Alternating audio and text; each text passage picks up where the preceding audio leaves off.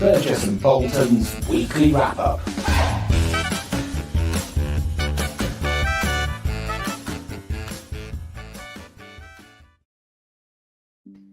Hello, Ben. Hello, Jeremy. Happy Friday. Happy Friday indeed. And welcome, everybody, to this week's edition of Burgess and Bolton's weekly wrap-up, where we look at everything to do with the London market, technology change, innovation.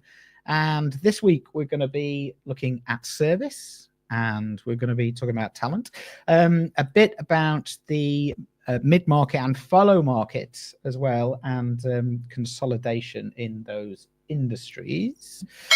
But let's start, Ben. Let's start with service, shall we? And modern life is rubbish. Well, you know, this is like this is a poll of I noticed this and I thought I'd just use it as a lever into things that we've been talking about in talent, and also because I don't have to be the one who's critical of Gen Z. It's done in an article. Yeah. So nothing to do with me, Gov. But anyway, basically this article says at least 25% of all these people who are HR hiring talent people are saying that Gen Zs, or 25% of these people saying that Gen Zs have lost them a client because they're not very good at the client services side. In fact, they seem a bit useless. Generally, this is what the implication of this article is. And also that therefore there needs to be training. And guess what? They're putting it down to these younger people being on screens their whole lives. Therefore, they're not really used to interacting in any kind of professional sense necessarily. So they need training in customer facing roles. Now, this links back to research that we've just done, which says that in claims, you know, the world over, they're saying we need more customer facing skills. And that's one of the most important things. So these are top customer complaints. To be honest, these could all apply to my 16-year-old son at the moment. They're a great description of him.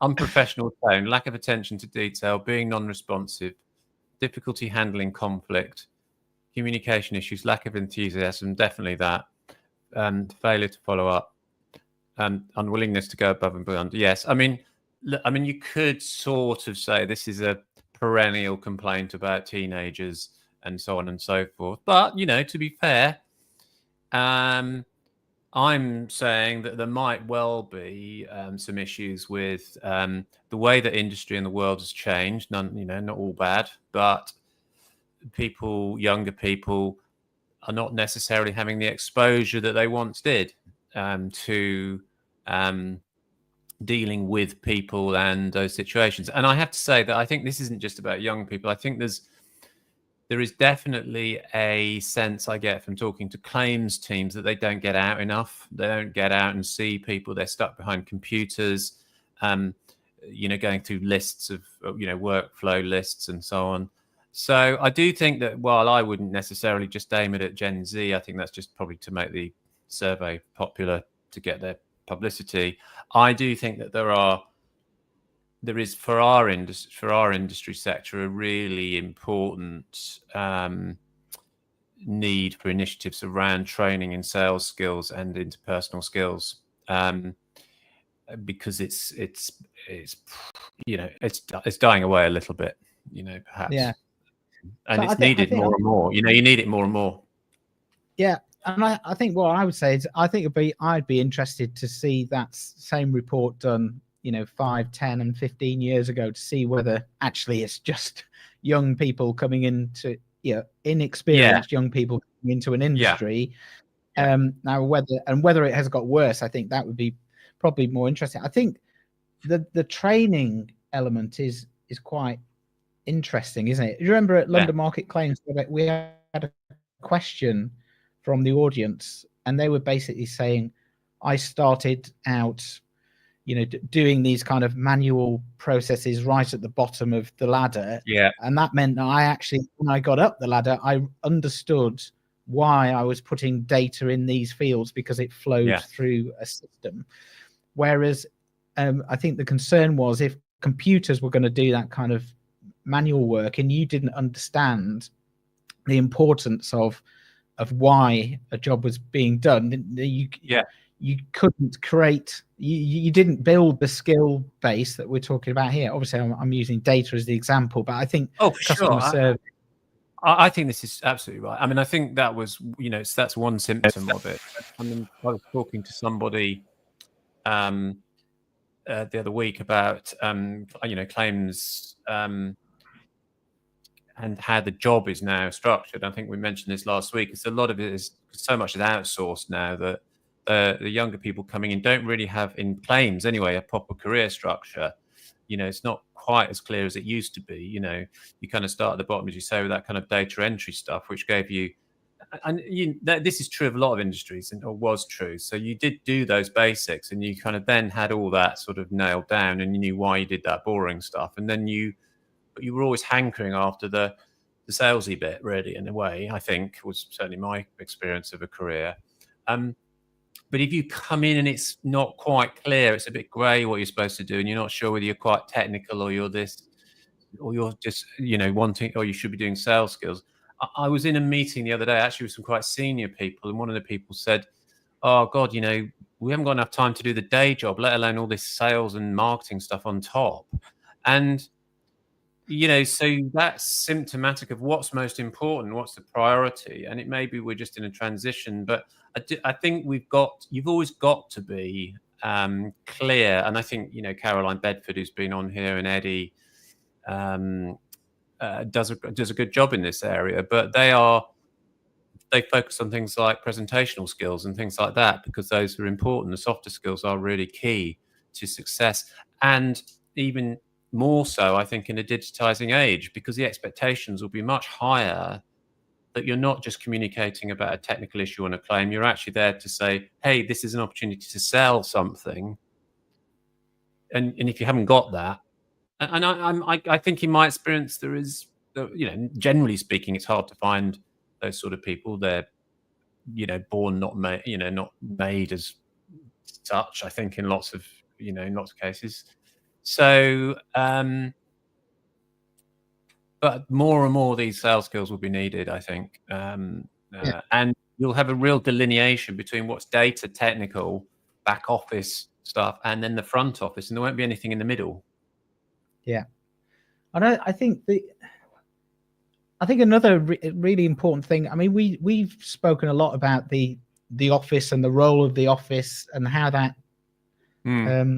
key to kind of the culture that you create in an organization, and the learning, the osmosis that happens when people see more senior people working, and then they kind of pick up those traits and kind of understand, not through a formal training course, that you might do online, but through the day-to-day activities of an organization. And I do believe that, since lockdown and 2-day weeks or 3-day weeks or whatever, when people actually go into the office just on those couple of days, I think that has had a detrimental impact on the experiences that young people have coming into in the industry. And it's not surprising that some of those results are on there, because if you're shown a process but you don't understand all the things that you've just been talking about, and why you would have to deal with, why would you pick up the phone rather than send an email in this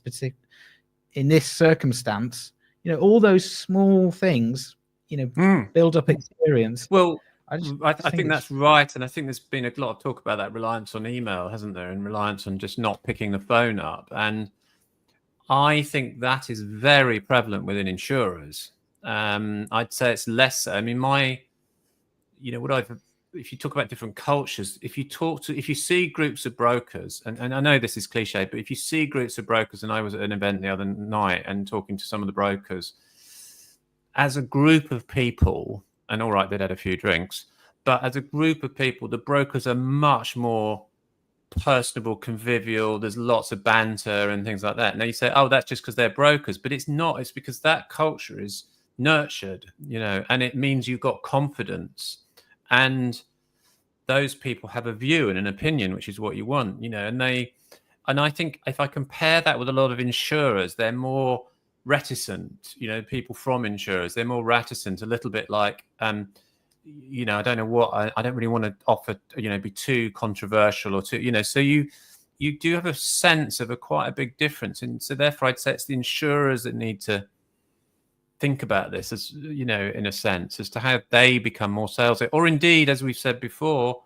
they just provide the capital and you don't need people like that, you know. And this is the whole debate really, as to what sort of people, what sort of talent do you need. Yeah, really interesting. I mean, we talk all afternoon about that. It is, because you're changing, you know, you've got a changing industry, and evolution means that, you know, plus ça change, because all of the things have been there always, you know. But you can, if you get the culture right, create, you know, people who come in quite, you know, kind of tongue-tied or unconfident or whatever. You can quickly change those people into much more outgoing types, even if they're not extroverts naturally. Yeah.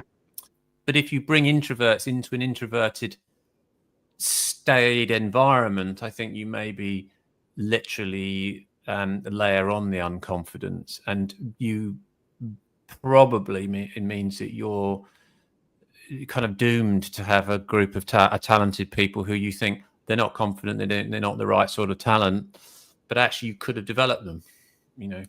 I'd be interested to see what you know, Caroline and Helene and people think of that view, given their experience, because they go into organizations and do that change. We'll get them on perhaps again.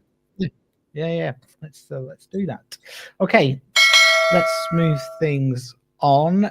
So let us talk about the mid-market. Get the right slide up. And yeah, this is the M&A happening there. Do you want to give us an insight, Ben? Yeah, well, this deal's been around for a while, and it's just completing the Marsh McGriff deal. It's about McGriff has about a 1.3 billion revenue, and it's in the US mid market, basically SME market. So this is not where Marsh has traditionally played. And this article talks about what does it mean for M&A, and I think it's basically saying that there's going to be more M&A, more consolidation. This is just the start of it. But more interestingly, and what I really wanted to talk about was where is all the change that we touch on and things going to come from? And I believe that it's going to come from this mid-market, this SME market, and then it's going to spread upwards into other more complex risk areas in the insurance market, and it'll evolve and change as it does so. But I think this is where the sort of catalyst, or the, you know, of change is happening, is in this mid-sector, this mid-tier sector. So why do I say that? Well, one, there's a lot of competition, a lot of big players are going in and placing big bets, and that's because they see untapped potential in this SME market. This is UK and US and other places. It's less volatile business in some ways, which has always been reasonably appealing to those doing specialty.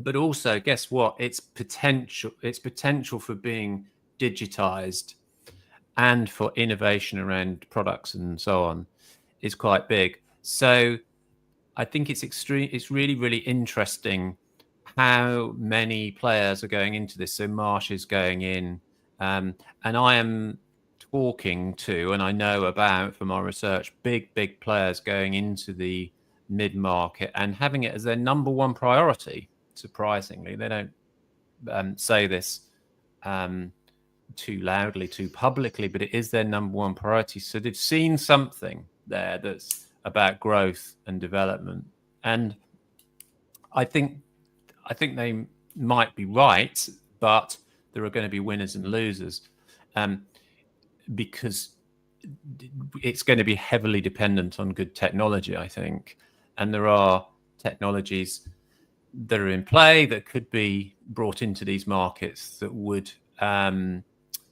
potentially give certain players superiority over others, and that would in turn, I think, create more consolidation. So I think you're going to have more of this. I think the global SME market is up for grabs. I think it's been underserved, as we've talked about in the past. There's lots of potential. So yes, I don't think this is the beginning of. I think this is the beginning of something quite big. in the market. And then, Yeah. I mean, the other one is the RSA NIG. If you look in the UK market, if you put that up, I mean, that's another one which is that's an integration, it's a merger, but that is big claims about service that they're going to do, North Star ambition.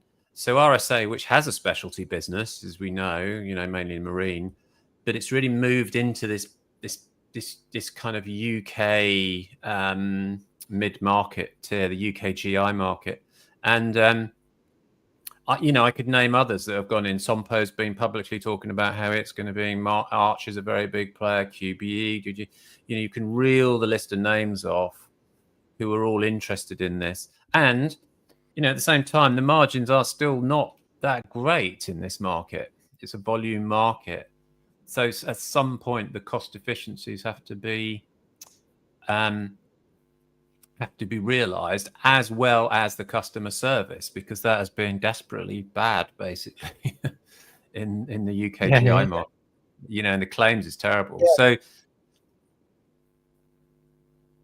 yeah, I was just going to say it was quite interesting what you said about kind of that, being underpinned by a good digital technology that enables them, firstly, to find those efficiencies, to make those perhaps more niche markets accessible and profitable, but also then to drive up service, because I think the two things go hand in hand. If you can enable people through better technology to improve the claims service, then you're going to deal with people much quicker, and hopefully resolve problems, challenges, questions, whatever the friction is that's costing them. And find and I think a lot of that's about data. I mean, a lot of it is about data. So we're doing quite a lot of work at the moment, looking at the hard data, if you like, of where brokers write business and where they get the capacity from, which has been an issue, and how they're matching that risk capital when they need to, even on small risks, is quite tricky. And then the service itself. So what is the service that you're promising to that customer? So one, I've got to get the thing underwritten and get the policy written somewhere. And that's often really inefficient at the moment. I mean, really badly served. So it's slow, basically. And then saying, okay, sorry, this took me 2 weeks to get this bloody quote to you, but it is going to be good service. Is it going to be good service or not? So as you say, those two things have to go hand in hand, and they're kind of data reliant at the moment, because you've got to use that to prove, to people. And I think brokers are looking more and more at saying, I will work and direct my efforts at markets where I can get things underwritten, and I know there are those kind of solid digital relationships, if you like. I mean, 70% of this, this UK market, GI, which we look at, is doing e-trading in some shape or form. So it's not like London, where you're sort of scratching around a bit for the technology. There is a lot of technology in play. So you can see it's already there. But the final point, I think, is once that starts to shift, and I think it will happen, because there's so many big players, chucking their, going into the ring, as it were. And that, I think, then will naturally go into, more complex risks. So how far can you use e-trading? How much digitization can you have of the market overall and still deliver service? So it's a big shift. That is it's really interesting. And I wanted to, and kind of to build on that and kind of look at another area of the market. This article in the Insurer that I got off Slipcase, it was published in the summer, but it's a really good article because it explains kind of smart follow or algorithmic underwriting and how that market is developing at pace. And it says some really interesting stuff about the technology, how it's moved on, how it can now make better decisions. So, for a long time, actually, the technology couldn't do this properly, but now it can. I think the other interesting thing that there isn't one model, so it kind of breaks down the different approaches. So you have these kind of smart follow syndicates like Beasley Smart Tracker or Key Syndicate that are kind of have tightly defined rules, and then they do that. And then you have a kind of augmented follow. So algorithms like Canopius Wave is kind of an example of that. So they're able to integrate data validation and third parties and kind of make decisions around that. And then you have kind of the algorithmic follow underwriter, the augmented underwriter, which is kind of bringing all the data together, but still a human looks at it and makes the decision. So it isn't just a case of the computers are going to take our jobs. It's more subtle and complex than that. I think the main thrust of the article is that everybody is getting in on this. So you've got new platforms emerging. So I think InsureX and WTW's Neuron, they're going to be coming. They're already up there, and I think Artificial Labs are partnering with a lot of firms as well to enable this happening. But there's so much activity in this space that it's going to impact not just the process, the operation of it. It's actually going to kind of challenge kind of traditional business models as well, because you can't have a lead doing all the work and not being remunerated for that if you've just got a bunch of computers. That's the point. I know I was going to say, I think this makes lead much more valuable.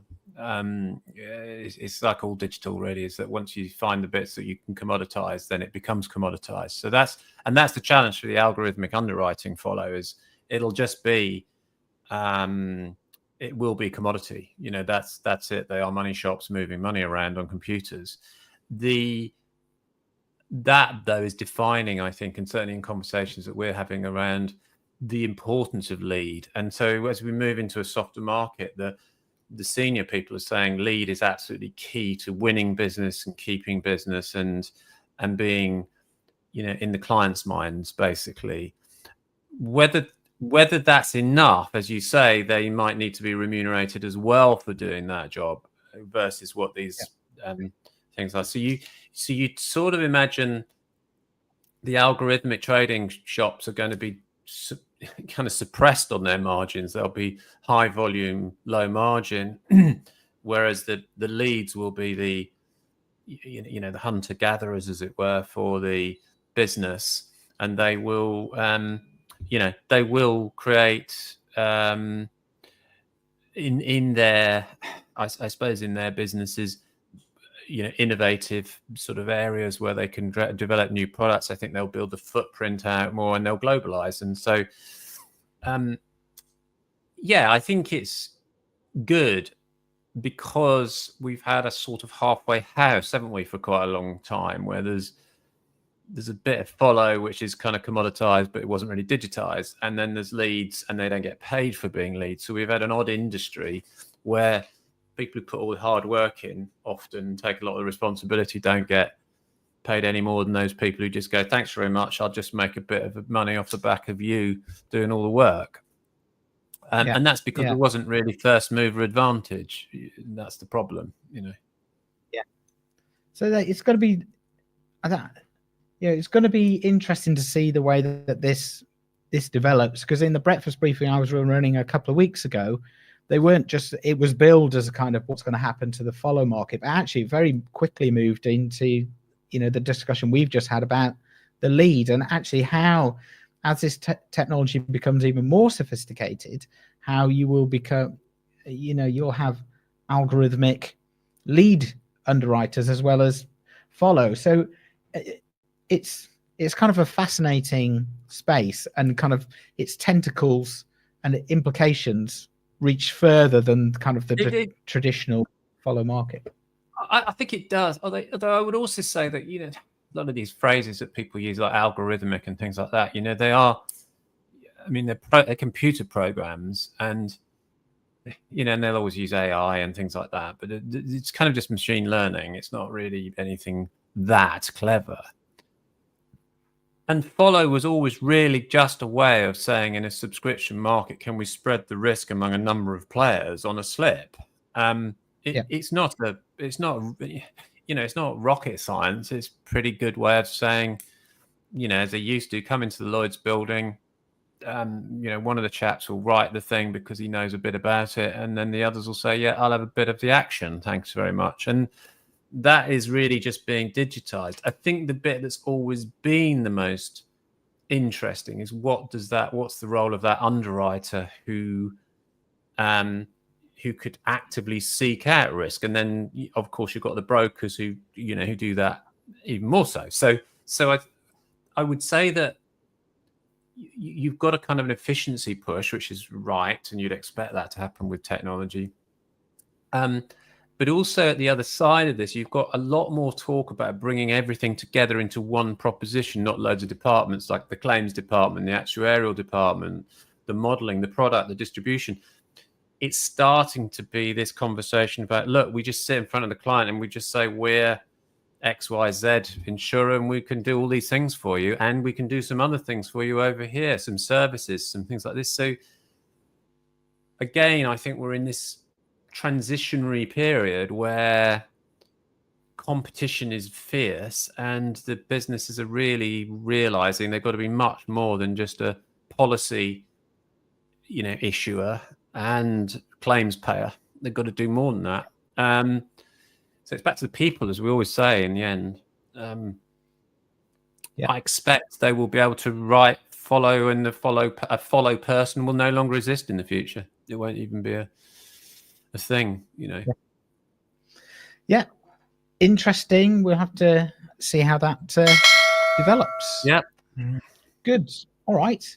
Right, that's us out of news, isn't it? So I'll just finish by saying a couple of weeks data jam. So I completed or pulled together the results of the pre-event survey yesterday. So next week we'll run through what that tells us, Ben, because there's some really interesting stuff around some of the topics that we've been talking about today, not just about technology and data. It's a bigger conversation. So yeah, I'll pick up some of those themes from the pre-event survey next week.